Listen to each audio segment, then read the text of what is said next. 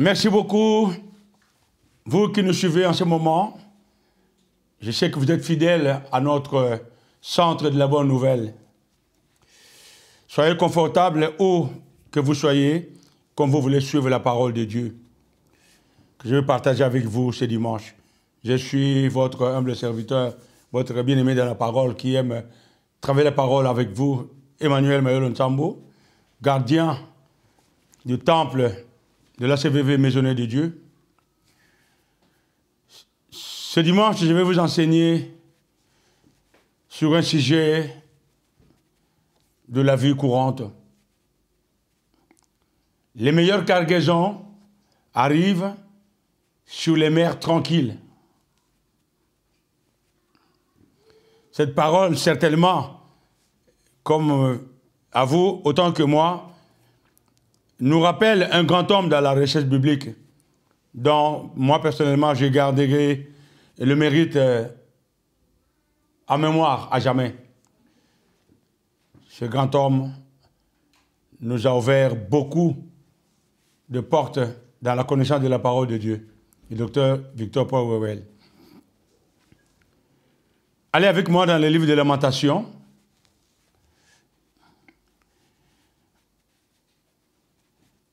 Cet enseignement m'était inspiré par mon épouse qui avait partagé la parole dans la communion.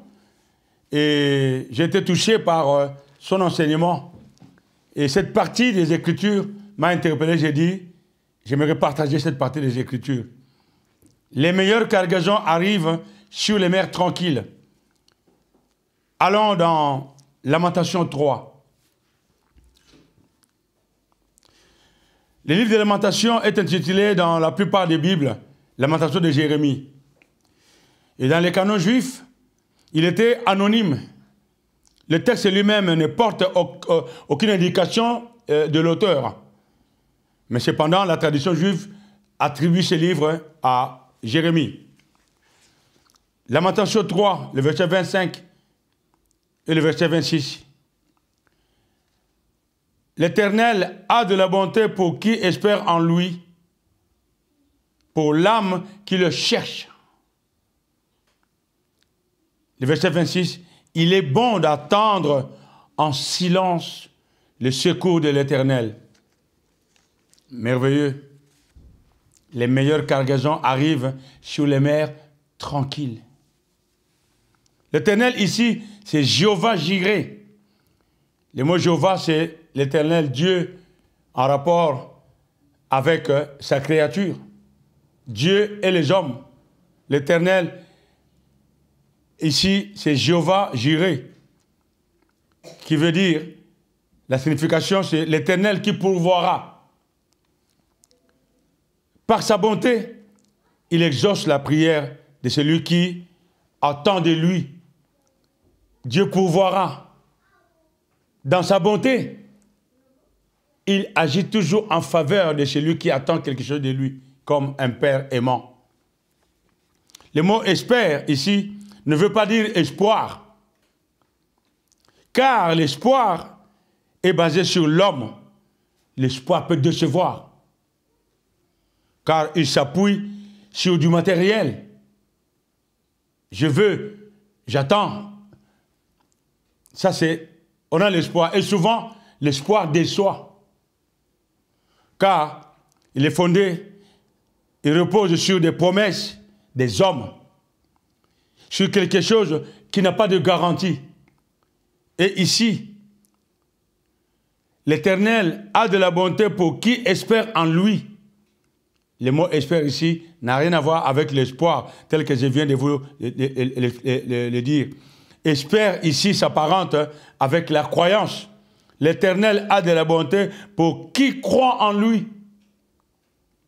L'âme qui le cherche, c'est comme il est dit dans Hébreu, l'âme pour l'âme qui le cherche, comme il est dit dans Hébreu 11, le verset 6.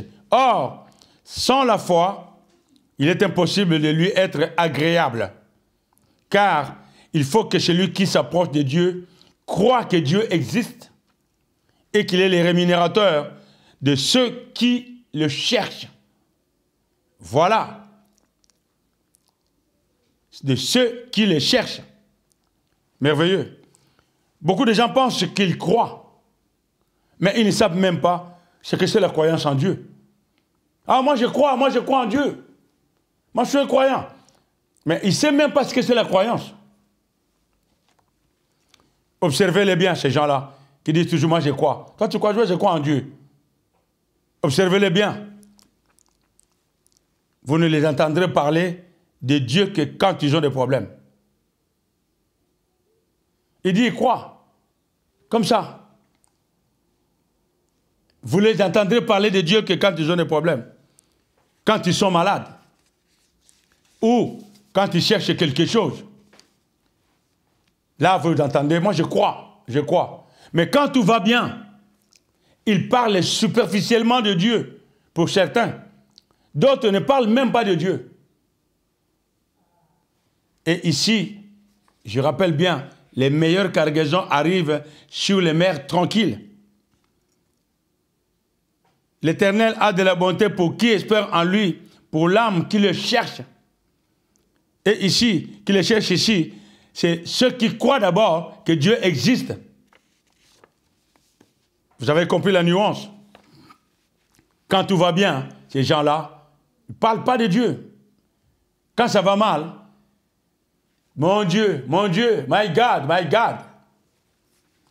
Dans cet enseignement, je vais développer deux parties. Je vais parler d'abord des cargaisons de notre vie. Ensuite, je vais donner quelques clés pour qu'elles arrivent à bon port. Ce sont les deux parties que nous allons travailler dans mon enseignement. D'abord, je vais parler d'abord des cargaisons de notre vie. Ensuite, je vais vous donner quelques clés pour qu'elles arrivent à bon port, pour que nous recevions à bon port les cargaisons que nous attendons. La première chose qu'il faut savoir quand on croit en Dieu, c'est de savoir que Dieu n'est pas un homme pour mentir, ni un fils de l'homme pour se repentir. La parole de Dieu le dit. Et se repentir ici, c'est le mot hébreu métanoïa, M-E-T-A-N-O-I-A, qui veut dire un changement d'esprit. Dieu n'est pas un homme pour mentir. Dieu ne peut pas changer d'esprit. Dieu ne change pas comme un homme, au gré des sentiments ou des circonstances. Il dit aujourd'hui telle chose, demain il ne se rappelle plus, ou il pense à autre chose. Dieu ne change pas. Ce qu'il dit, il le fait. Il promet, il réalise. Il a fait des promesses. Nous, attendons ces promesses dans le calme, comme nous avons vu dans la Lamentation.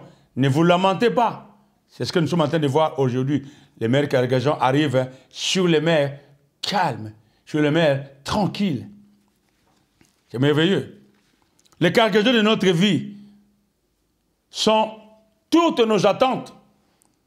Chacun de nous, tel que vous êtes là, vous me suivez, vous qui êtes amis de bien et de la justice, qui aimez la parole de Dieu, vous avez des attentes. Au moment où je vous parle, moi aussi j'attends quelque chose de Dieu. Si Dieu pouvait seulement me donner ceci, je vais faire telle chose, mais il me manque ça. Un autre dira, ma santé tarde à se rétablir, mais je sais que Dieu viendra à mon secours, ainsi de suite. Un autre a un besoin pour ses enfants, un autre a un besoin pour sa famille, un autre a un besoin pour...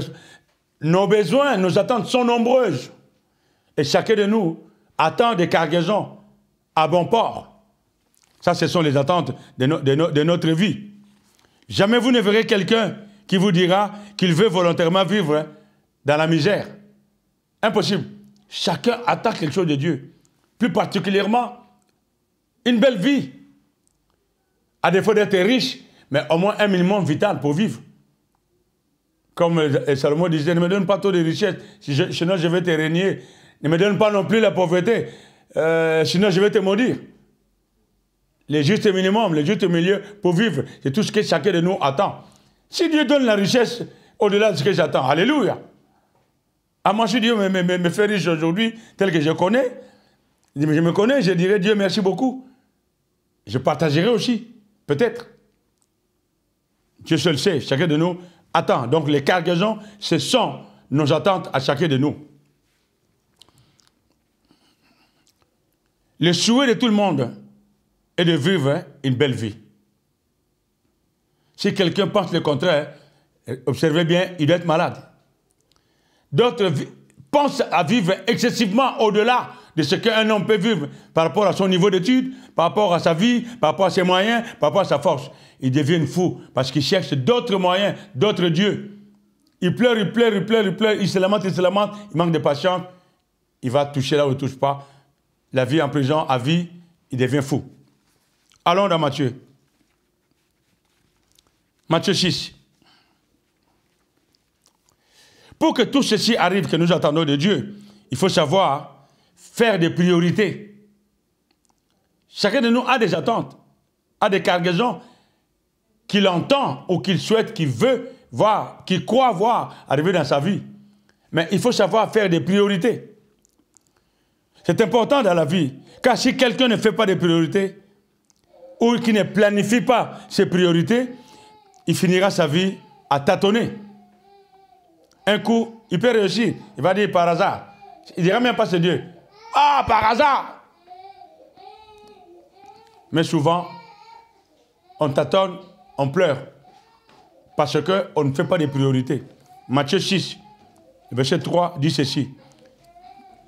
Verset 33, pardon. C'est le verset 33. Cherchez premièrement le royaume et la justice de Dieu. Et toutes ces choses vous seront données par-dessus. Faisons des priorités pour que nous puissions voir les meilleures cargaisons de notre vie arriver dans des mers tranquilles. Faisons des priorités. La première priorité. Cherchez premièrement le royaume et la justice de Dieu, et toutes ces choses vous seront données par-dessus. Il est dit premièrement. Ce terme désigne la première priorité dans la vie d'un croyant.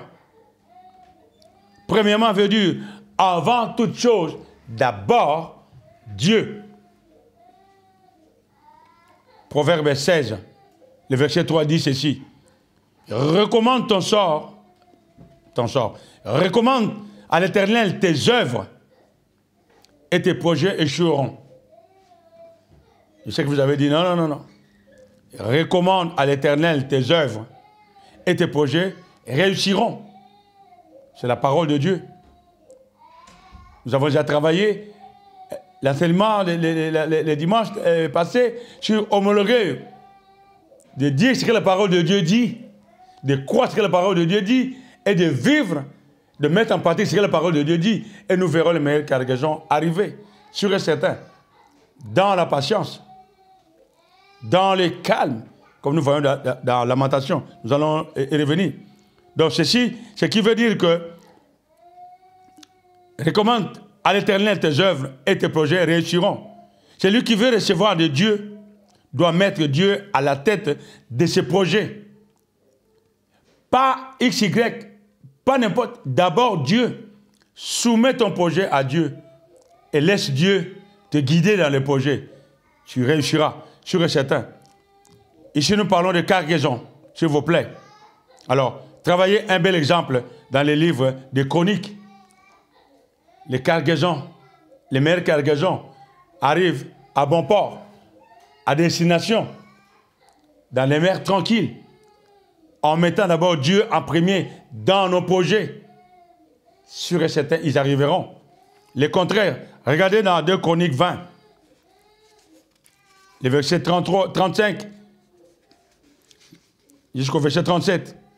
Après cela, Josaphat, roi de Juda, s'associa avec le roi d'Israël. Je parle de priorité. D'abord Dieu. Et regardez ici, s'associa avec le roi d'Israël à Chazia, dont la conduite était impie. Il s'associa avec lui pour construire des navires destinés à aller à Tarsis. Et ils firent des navires à Edjon, Géber. Verset 37. Alors, Eliezer, fils de Dodava, de Mérécha, prophétisa, a parlé de la part de Dieu contre Josaphat et dit, parce que tu es associé avec Achazia, l'Éternel détruit ton œuvre. Comme tu étais associé avec, comme tu as mis d'abord quelqu'un qui ne marche pas selon le cœur de Dieu,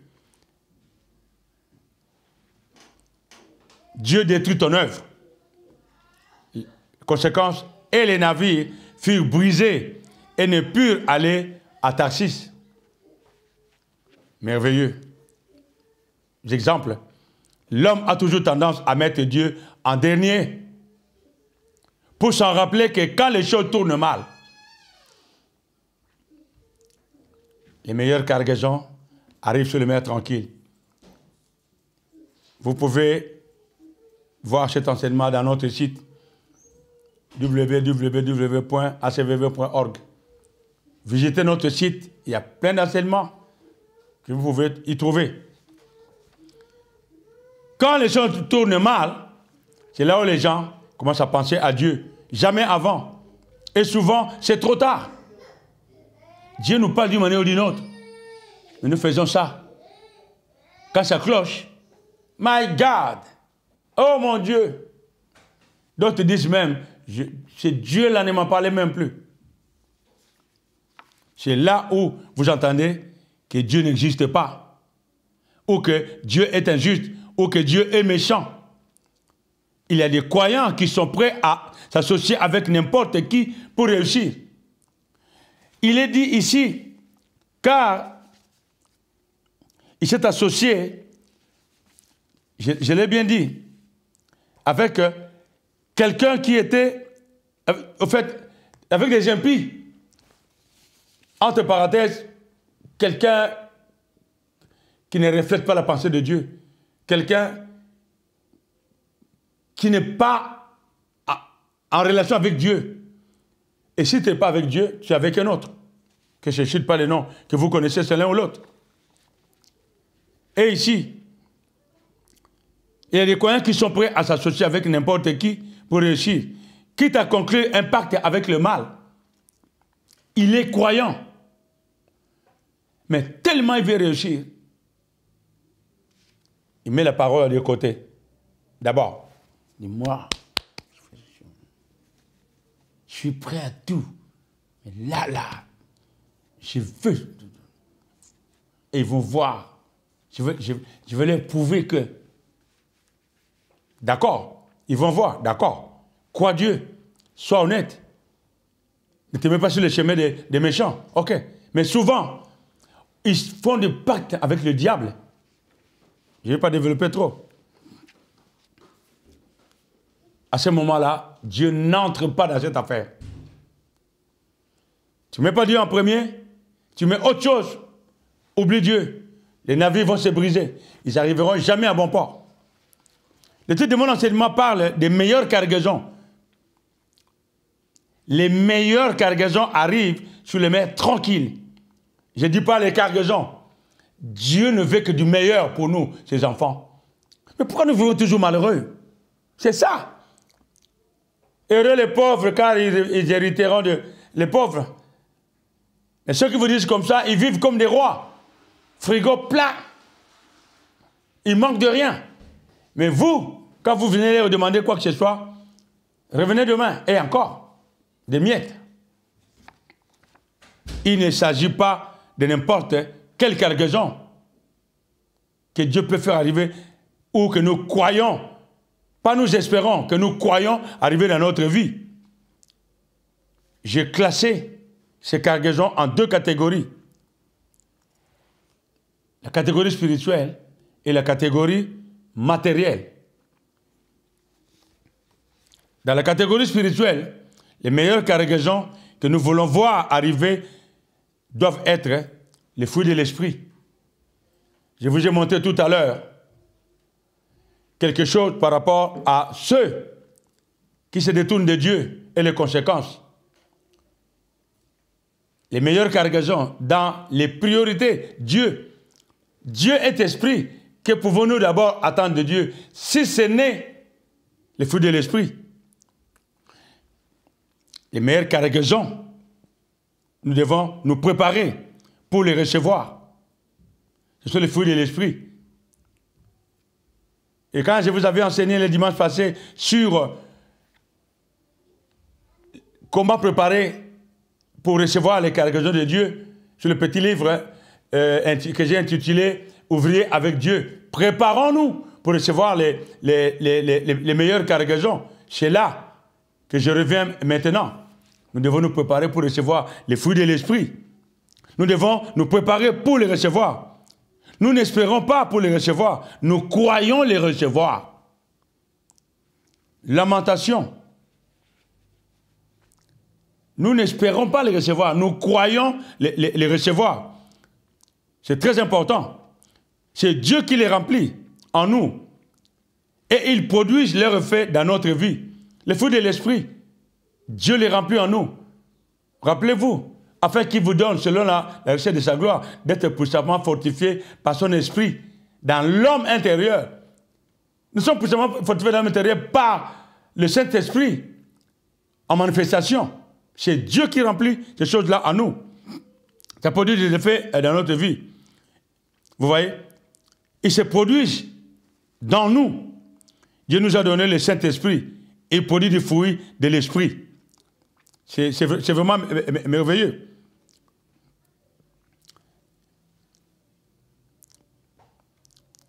C'est ce que j'ai dit tout à l'heure. Il y a un chapitre que j'ai consacré concernant ceci dans ce petit livre. Je ne dis pas pour vanter quelque chose, nous ne faisons pas de la pub, parce que nous ne vendons pas. Dans notre maisonnée, tout ce qui est ouvrage que nous avons travaillé, tous les petits livres que j'ai essayé de travailler sont disponibles. Vous les demandez, on vous les envoie. Tout simplement. Si nous parlons d'abord des priorités, d'abord les cargaisons spirituelles, c'est parce que Dieu est esprit. Nous pouvons traiter d'abord avec Dieu prioritairement en ce qui concerne les choses spirituelles. C'est normal. Si je veux voir des choses matérielles arriver dans ma vie et que je néglige le côté spirituel, la vie est avant tout spirituelle. C'est ça la première priorité. Ça va de soi. Alors les fruits de l'esprit, comme dans Galates, ça revient tout le temps, ça revient tout le temps. Mais les fruits de l'esprit, c'est l'amour, la joie, la paix, la patience, la bonté, la bénignité et la fidélité. La douceur, la tempérance. Et la loi n'est pas contre toutes ces choses. Alors maintenant, dans l'aspect matériel des choses, ça je vois la catégorie spirituelle. Maintenant, la deuxième catégorie, la catégorie matérielle des choses, pardon. Alors, revenons maintenant dans Matthieu. Parce que nous avons toujours les yeux braqués sur le matériel. Ah, spirituel, ah, je veux bien, mais moi, c'est comme Thomas, quand il a vu, c'est pourquoi il a cru. Ne soyez pas des saint Thomas. Croyez avant de recevoir. Heureux, c'est lui qui a cru avant de recevoir. Les bons croyants, les bons chrétiens, c'est ceux-là qui croient avant de recevoir. Spirituellement d'abord, le matériel suit. Revenons dans Matthieu 6.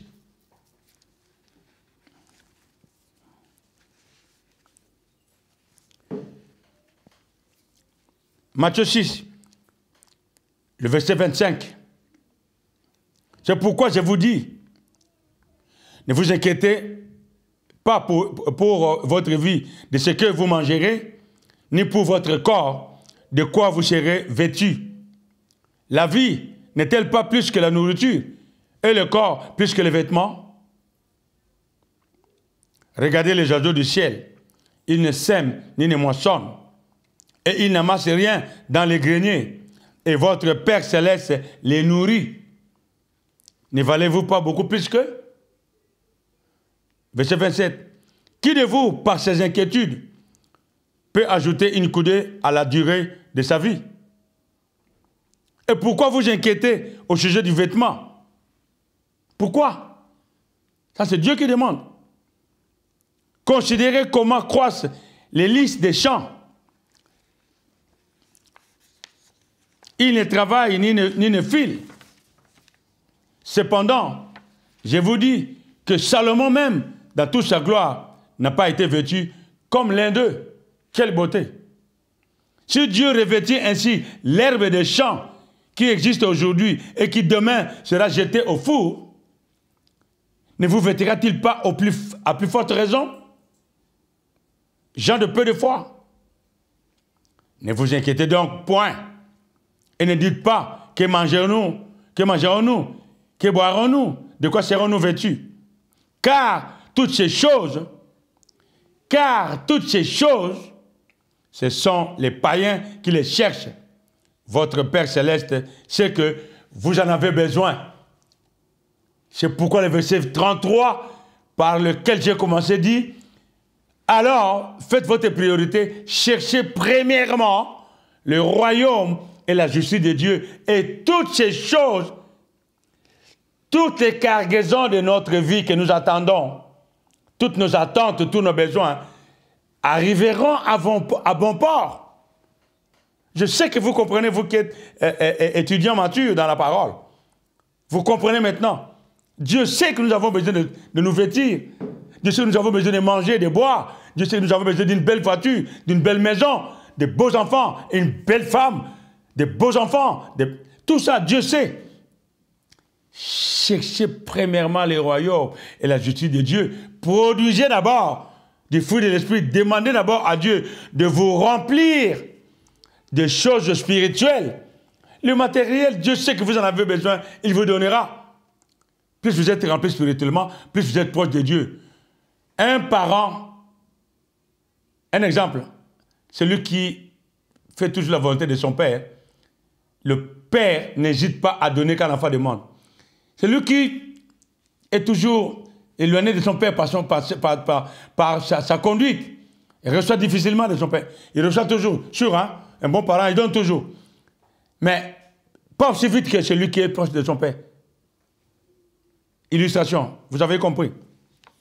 Voilà, Dieu connaît tout. Nul n'a besoin d'aller plus loin de savoir pourquoi. Dieu sait que nous avons besoin, dans notre vie, de tout ce qui contribue à la vie, matériellement. Aujourd'hui, vous qui attendez des choses pour Dieu, vous avez des cargaisons qui sont en mer. Quand vous priez pour un besoin, vous ne priez pas pour un seul besoin. Je parle de tout ce que vous voulez que non. Les besoins sont constants, tous les jours. J'ai besoin de ça, j'ai besoin de ça, j'ai besoin de ça, matériel, finances, santé, tout ça, ce sont les cargaisons que nous attendons de Dieu. Mais, comment vont-elles arriver ces cargaisons? Sur des mers tranquilles. C'est là où je reviens sur Lamentation.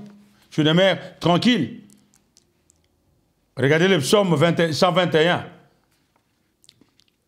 Psaume 121, le verset 1 dit ceci: je lève mes yeux vers les montagnes. D'où me viendra le secours? Le secours me vient de l'Éternel qui a fait les cieux et la terre.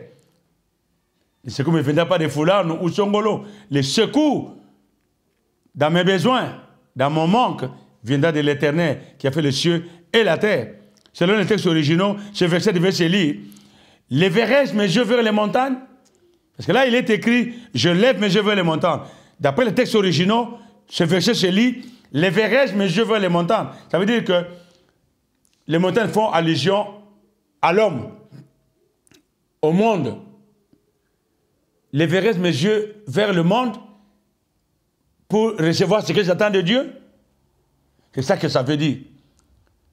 Sous-entendu, laisserai-je Dieu pour attendre des gens du monde ou des moyens fallacieux pour recevoir de Dieu? C'est ça la signification de ce psaume, verset 1 et le verset 2. Le secours me vient de l'Éternel qui a fait les cieux et la terre. C'est pourquoi je reviens maintenant dans la Lamentation 3, le verset 26. Je reprends. Lèverai-je mes yeux vers les choses du monde? M'associerai-je avec les voyous? M'associerai-je avec les voleurs, les assassins, qui ont de l'argent, qui sont pleins d'argent, par des voies détournées? M'associerai-je à eux quand je suis dans les besoins? Le secours me viendra de l'Éternel Alors, Lamentation 3, verset 26 dit ceci. Il est alors bon d'attendre. Comment? En silence. Les meilleures cargaisons arrivent sur les mers tranquilles. Ne soyez pas agités pour recevoir. J'attends, mais ça ne vient pas. Ah! Vous avez toujours la rage. Oh, oh, oh, oh, oh. Et la patience. Vous voyez? Si vous recevez d'abord de Dieu l'aspect spirituel, vous avez de la patience. Impérativement, vous aurez le calme. Ah, mon Dieu, c'est merveilleux. Il est bon donc d'attendre comment? En silence le secours de l'Éternel. Comme nous l'avons vu au verset 2 de Psaume 121. Le secours me vient de l'Éternel. Il est donc bon d'attendre en silence le secours de l'Éternel. Les meilleures cargaisons arrivent sur les mers tranquilles. Attendez-les en silence. C'est la première partie. Ne soyez pas agités pour recevoir de Dieu. C'est ça qui nous tue aujourd'hui. Nous perdons patience. Nous ne croyons plus en Dieu. Il y a des gens qui ont quitté les églises, qui ont quitté les communautés, parce qu'ils sont pressés. Ils sont venus à l'église parce qu'ils étaient dans les maisons. Je l'ai dit tout à l'heure. Ils ne croient pas en Dieu. Mais quand tu veux recevoir, je vais à l'église. Et souvent, ce sont ces gens-là que vous voyez qui passent devant, qui veulent beaucoup de bénédictions, qui veulent recevoir rapidement de Dieu. 10 000 $, mettez-vous là, le premier. Tu mets 10 000, Dieu multipliera. Ce sont souvent ces gens-là qui manquent de patience, qui viennent enrichir ces pseudo-enseignants. Ils donnent, parce qu'il est pressé. Les navires vont se briser. Demandez à ces gens-là, vous avez donné pendant 4, 5 mois, 2, 3 ans. Combien avez-vous déjà reçu? Vous verrez souvent,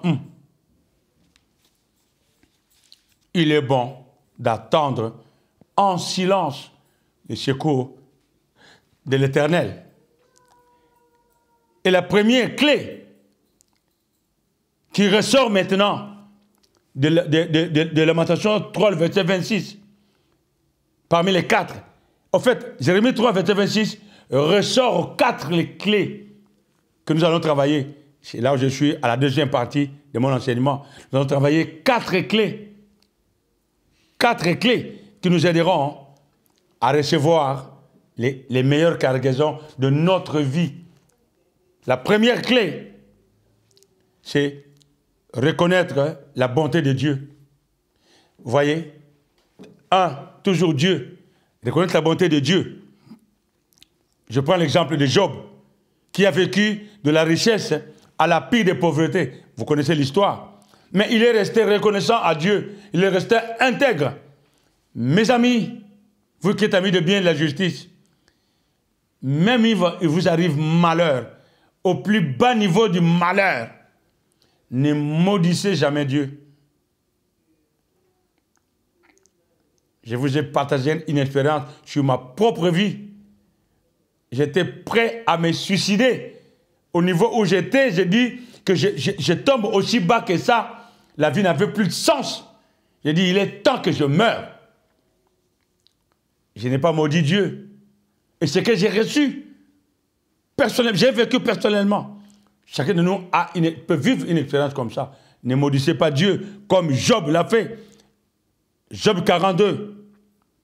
Allez-y, Job 42.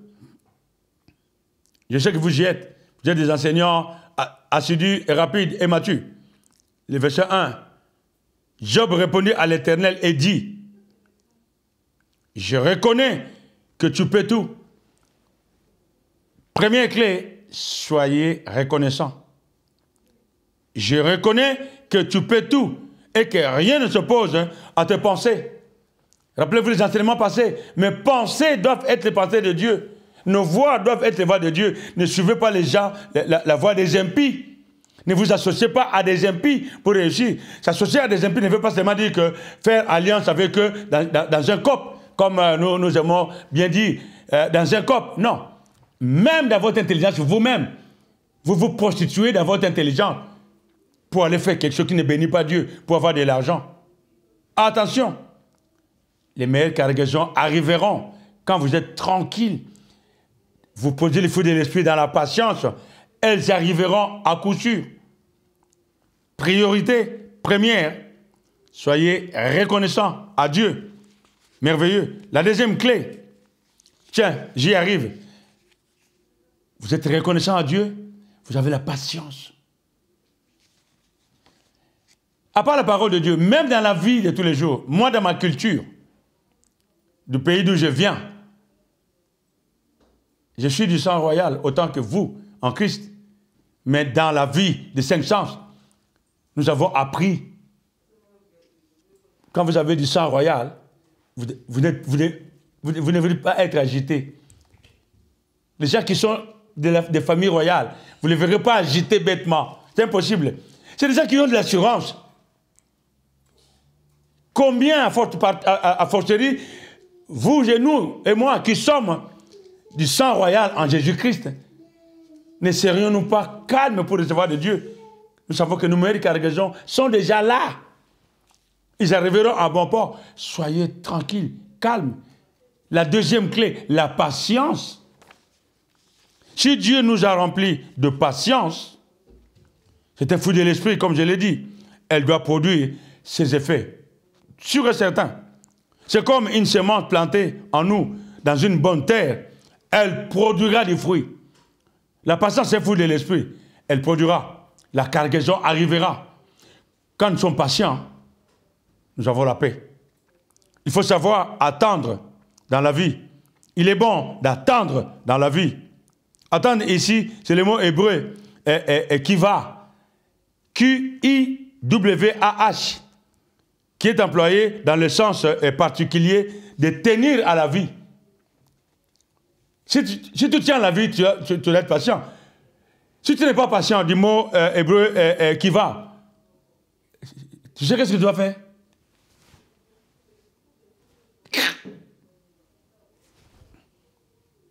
Je sais que vous êtes des étudiants matures, vous avez compris. La patience, du mot grec hébreu kiva, qui est employé dans le sens particulier de tenir à la vie. Comme Job, même dans la souffrance, n'a pas maudit Dieu. Même dans la souffrance, Job n'a pas maudit Dieu. Bien au contraire, il tenait à la vie. Il était tellement touché physiquement dans sa maladie. Il pouvait dire, j'en peux plus. Les consolateurs fâchés sont venus. Ils l'ont oculé pour dire que, maudit ton Dieu, là, t'as vu? Dieu, Dieu, Dieu, Dieu, Dieu. Regarde-moi, je suis heureux, je suis bien là. Toi, avec ton Dieu, là, regarde, t'es malheureux. Tes enfants sont toujours là, moribonds.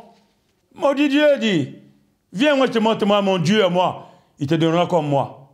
Job ne l'a pas fait. Il s'est accroché à la vie et l'a laissé à la seule volonté de Dieu dans la patience.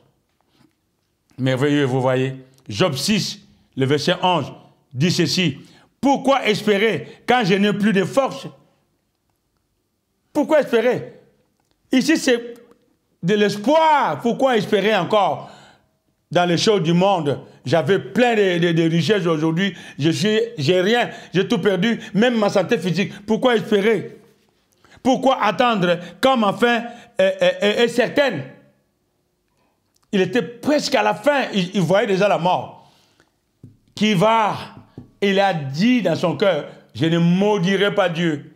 À la fin, les meilleures cargaisons sont arrivées, n'est-ce pas? Quelque part, Job attendait de Dieu. Parce qu'il a reçu de Dieu. Il attendait de Dieu. Si vous avez des moyens aujourd'hui, vous avez quelque chose entre vos mains et que vous perdez, ne perdez jamais confiance en la parole de Dieu.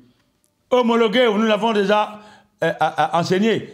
Déclarez ce que la parole de Dieu dit et vous recevez de Dieu. Peut-être plus que vous aurez perdu. Vous attendez quelque chose.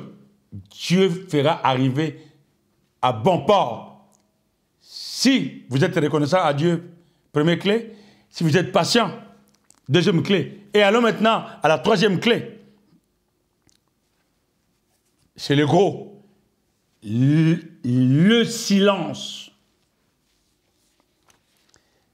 Troisième clé pour voir arriver nos cargaisons à bon port, le silence.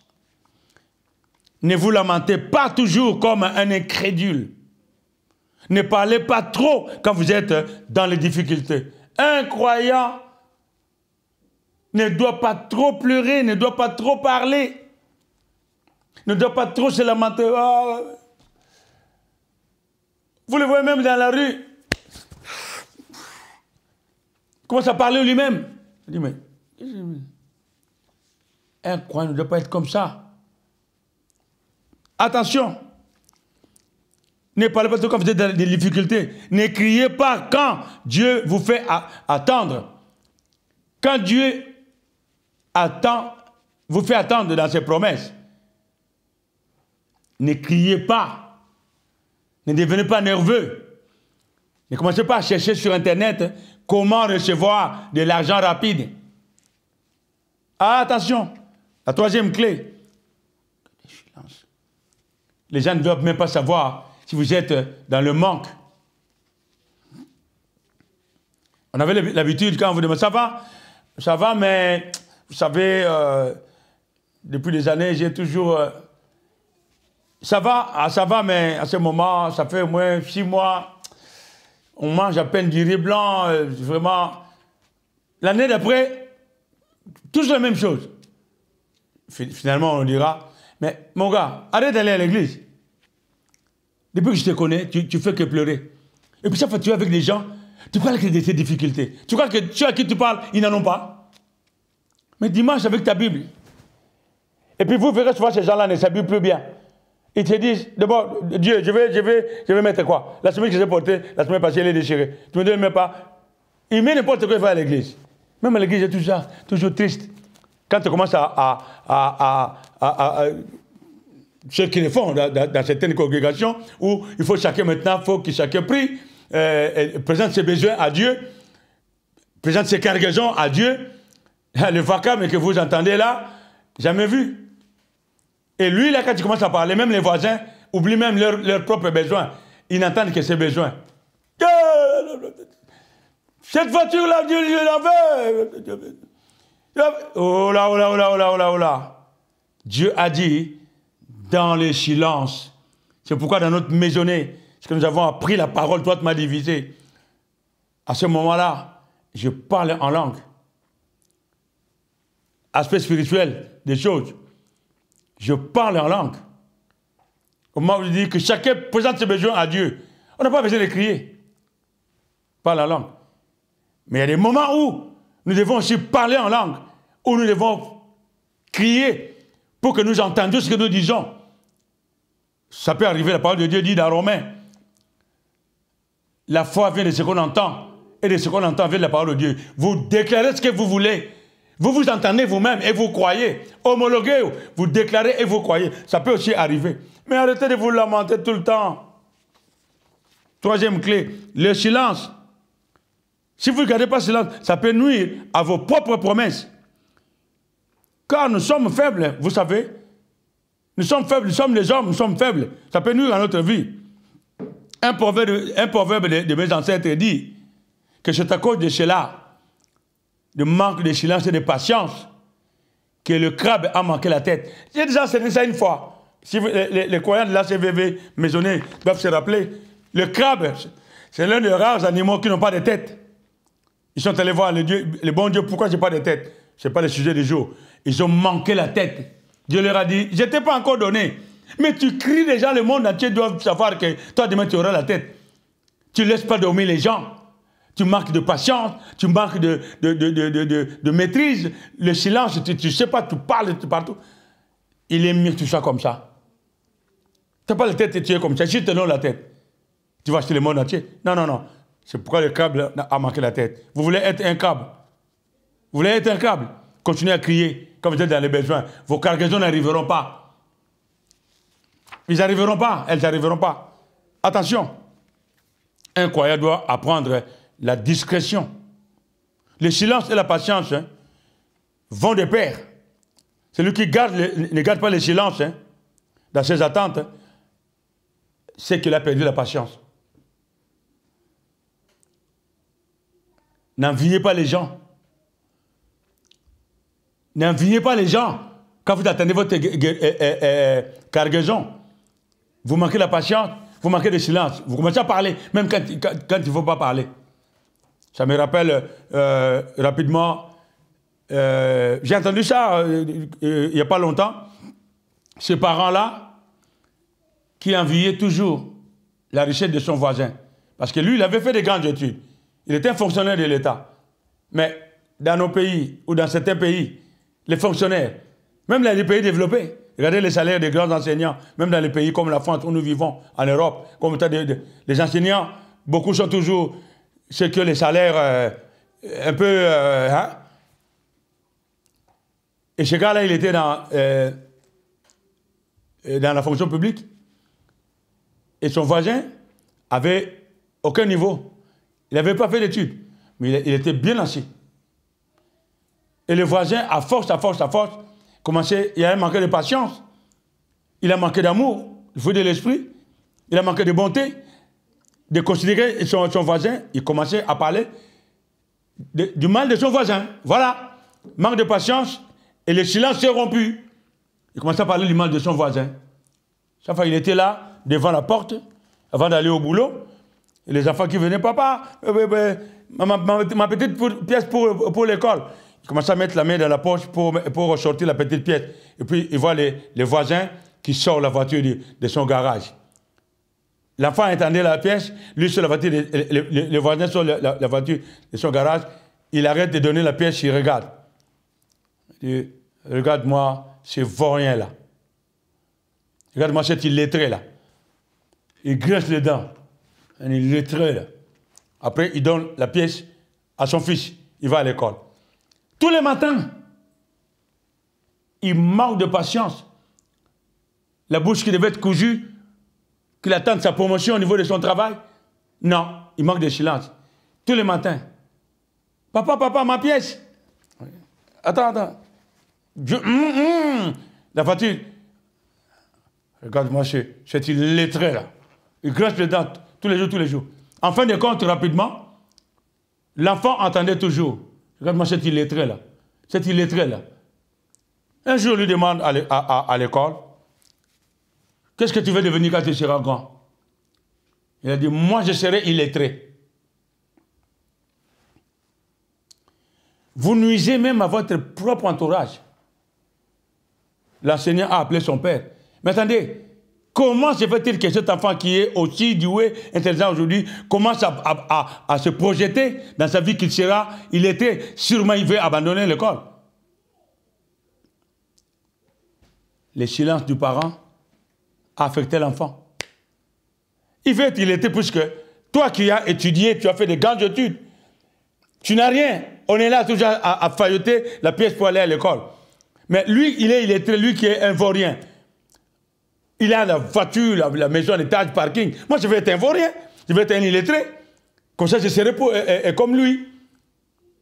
Voilà là où la patience peut nous amener. Attention, les meilleures cargaisons arrivent sur le mer tranquille. Attendez en silence. Bien-aimés, nous étions à la troisième clé. En silence. Ne criez pas. Un croyant doit apprendre la discrétion. Vous voyez? Psaume 37, s'il vous plaît. Verset 7. Psaume 37, verset 7. Gardez le silence devant l'Éternel. Garde plutôt. Donc, j'adresse à toi qui me suis aujourd'hui. Garde le silence devant l'Éternel. Et espère en lui. L'espoir ici. Et espère ici, ce n'est pas l'espoir. Espère, crois en lui. Ne t'irrite pas contre celui qui réussit dans ses voies. Vagabond, un illettré, ne t'irrite pas. Ou celui qui reçoit dans ta vie. Contre l'homme qui vient à bout de ses mauvais desseins. Ne t'associe pas à lui comme le roi de Juda. Les navires se sont brisés. Ne sois pas comme eux. Patience. Silence. Et tu réussiras. Un croyant ne devait pas être agité à la vue de la réussite d'autrui. Cela crée des envies et mène au péché. Cela peut même nuire votre propre vie, votre propre entourage, vos enfants, vos femmes, vos amis, ainsi de suite, tout ce qui est votre proche. Même votre femme peut envier la femme de votre voisin. L'illettré, le vagabond, là, sa femme s'habille toujours bien, votre femme se dit, elle va se prostituer. Elle va se querer avec elle. Qu'est-ce que vous avez, vous, malheureux pauvre? Elle va se prostituer. C'est pas ça, être enfant de Dieu. Les meilleures cargaisons n'arriveront pas. Vous voyez? Quatrième clé pour boucler la boucle, c'est de prier sans cesse. Quatrième clé, non la moindre, c'est de prier sans cesse. Quand on laisse les besoins entre les mains de Dieu, ils s'accompliront toujours. Il faut seulement tenir ferme dans la prière. 1 Thessaloniciens 5, le verset 17, dit ceci. Priez sans cesse. C'est le plus court verset de la Bible, mais c'est l'un des plus costauds. Jésus, à ses disciples, il les répétait. Lui-même, c'était un grand modèle de la prière. Il savait qui il était. Il priait beaucoup, parce que sans la prière, il pouvait succomber aussi à la tentation, quand le diable l'a tenté. Jésus-Christ n'est pas Dieu. Il était un homme de sang, comme vous et moi. Il a été tenté autant que nous. Il a vaincu. Vous aussi, vous pouvez vaincre l'adversaire dans la prière, afin qu'il vous donne, selon la richesse de la gloire, d'être puissamment fortifié par son esprit dans l'homme intérieur. C'est dans le parler en langue. Parlez beaucoup en langue. Ne criez pas dans les églises, ne priez pas dans les rues. Dieu, j'attends de toi, tu ne donnes pas. Oh mon Dieu. Ça, c'est du cinéma. C'est la pseudo-prière. Priez entre vous et lui, dans votre chambre. Faites connaître vos besoins à Dieu. Je ne vais pas refaire encore un enseignement là-dessus. Beaucoup de croyants n'augmentent leur rythme de prière qu'en fonction de ce qu'ils demandent à Dieu. Quand ils ont un besoin qu'ils veulent attendre, ce jour-là, tu vois, prière. On l'appelle, attends, je suis dans la prière, ne m'appelle pas maintenant. Tout le monde doit savoir qu'il ne garde même pas le silence. Tout le monde doit savoir que lui, il prie. Si vous demandez, mais à ce moment, il parle de prière. Ah, tu ne sais pas? On lui a proposé une voiture à un bon prix, mais il n'a pas d'argent. Alors, il augmente la prière pour cette voiture. Ou une maison. Et le propriétaire lui a dit, si vous me donnez ça, je vous donne cette maison. Il augmente la prière. Pourtant, hier encore, pour prier, il fallait secouer. À l'église, n'en parlons pas. Partager abondamment, il ne sait même pas donner. Dieu, d'abord, Dieu. Les prémices de son revenu, il ne sait même pas partager, même pas un centime à l'église. C'est un autre enseignement. Vous voyez?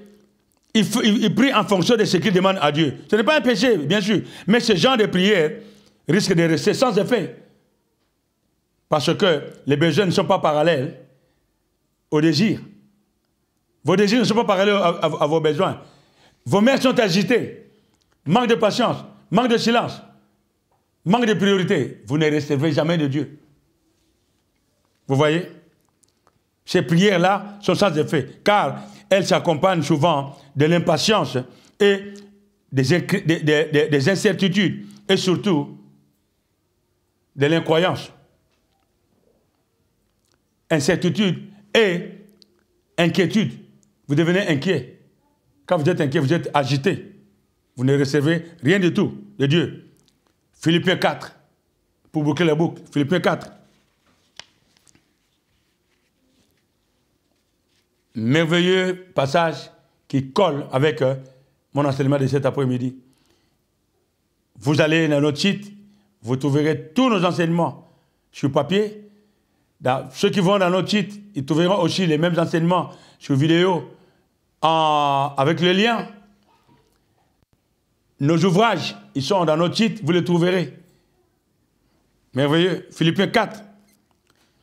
Ne vous inquiétez de rien, mais en toute chose, faites connaître vos besoins à Dieu par des prières, tiens, 1 Thessaloniciens 5, et des supplications avec les actions de grâce. Le verset 7. et la paix de Dieu. Les fruits de l'esprit, je vous l'ai dit, priorité. Que Dieu vous remplisse de paix. D'abord, de calme, de tranquillité pour voir arriver les meilleures cargaisons.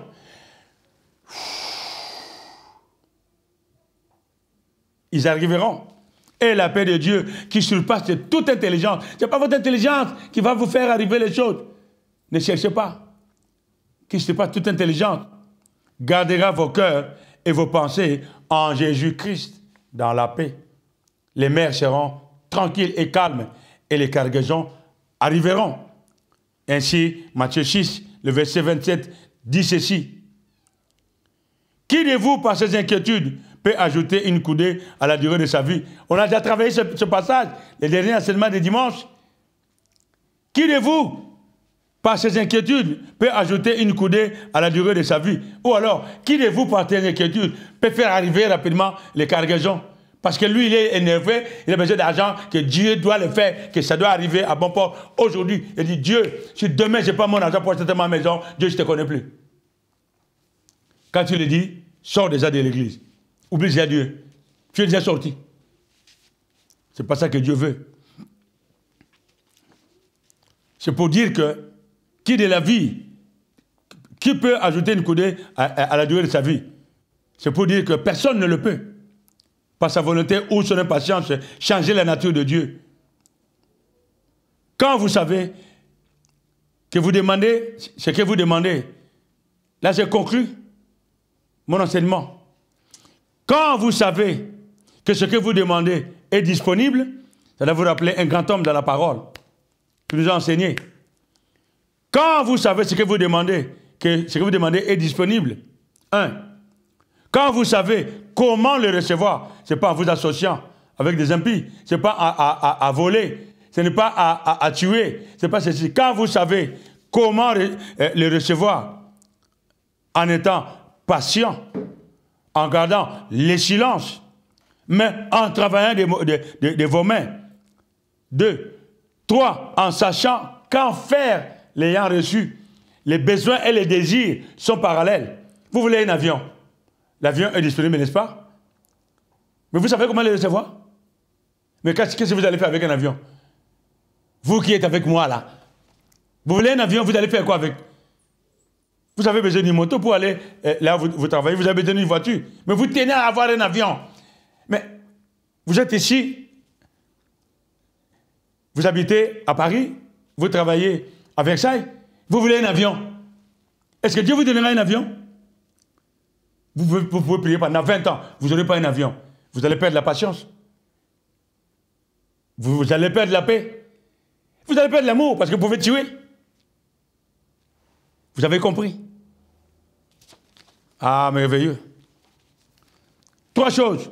Savoir ce qui est disponible. Savoir comment les recevoir. Et qu'est-ce que vous allez en faire.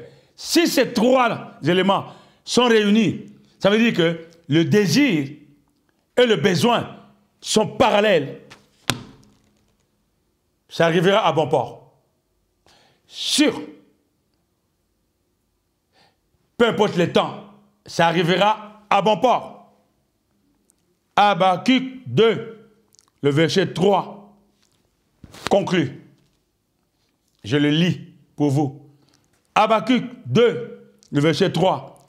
Car c'est une prophétie dont le temps est déjà fixé. Je souhaite que tu prospères à tous égards et sois en bonne santé comme prospère l'état de ton âme.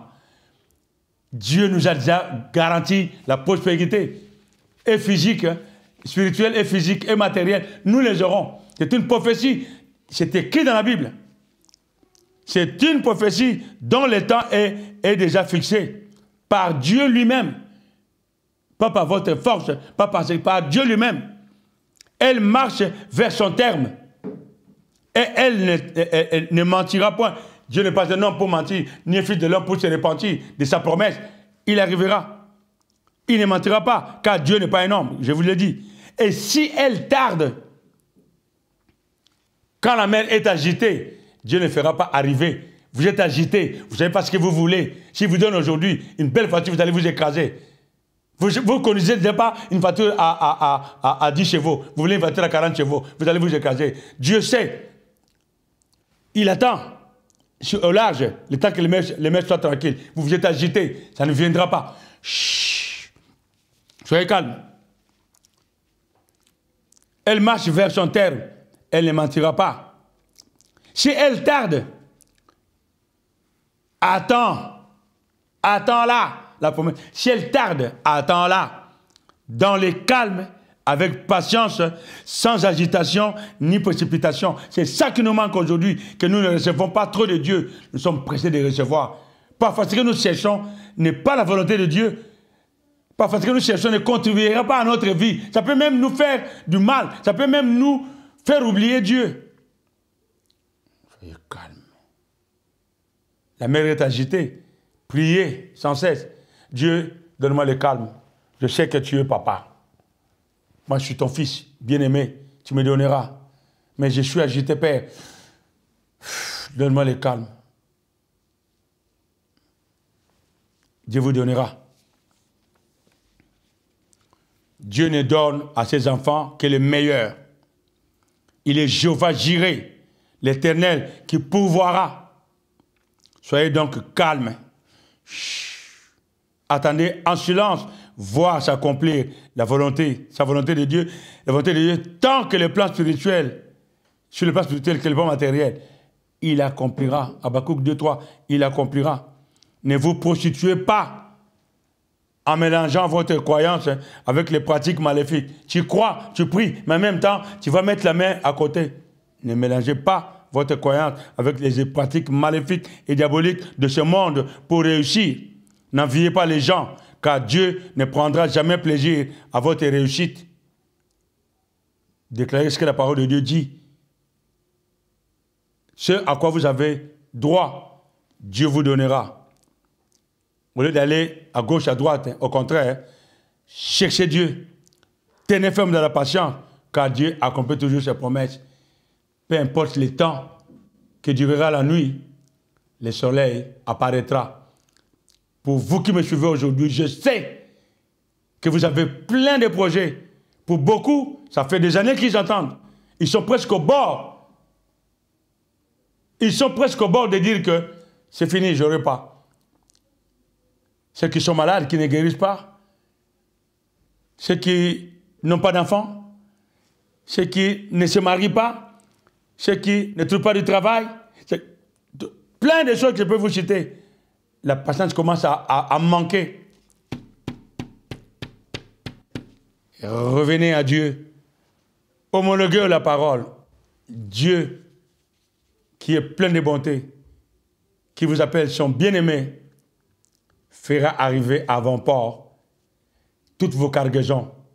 Car il sait qu'elles existent. Il sait que vous savez comment les recevoir dans la croyance, en travaillant de vos propres mains. Et il sait qu'est-ce que vous allez en faire. Vous allez en faire sa propre gloire à lui. Et les gens verront que vous êtes bien, vous avez réussi. Ils demanderont qui vous a fait ça. Vous allez dire, venez là où je suis. J'ai un Dieu qui dort. Vous aussi vous recevez. Et vous aurez accompli le ministère de la réconciliation, les avoir venus, et vous allez gagner. Et votre vie, et la vie des autres. Voilà ce que Dieu nous a enseigné aujourd'hui. Les meilleures cargaisons arrivent sur les mers tranquilles. Père, je te rends grâce pour cette parole. La patience, c'est le fruit de l'esprit qui porte toujours positivement les meilleurs des meilleurs, que tu es Dieu. Tu es le meilleur. Tu ne donnes à tes enfants que le meilleur. Merci, Papa Céleste, pour enlever la précipitation et l'impatience dans toute personne qui aura suivi cet enseignement. Que tu sois toujours en première position dans nos vies. Peu importe les tribulations que nous pouvons avoir, peu importe la souffrance qui peut apparaître par moments dans nos vies, ce sont les aléas de la vie. Nous ne confesserons jamais négativement ta bonté, car nous croyons que toi tu es Dieu, que nos mers sont agitées, que tu attends le moment où nous serons dans le calme pour faire arriver nos cargaisons. Nous te disons merci, Papa, pour cette parole que tu nous rappelles aujourd'hui. Et tout ce que nous n'avons pas demandé, que toi tu connais, que tu accompliras par le seul nom puissant de notre Seigneur de gloire, Jésus-Christ, nous te disons Amen.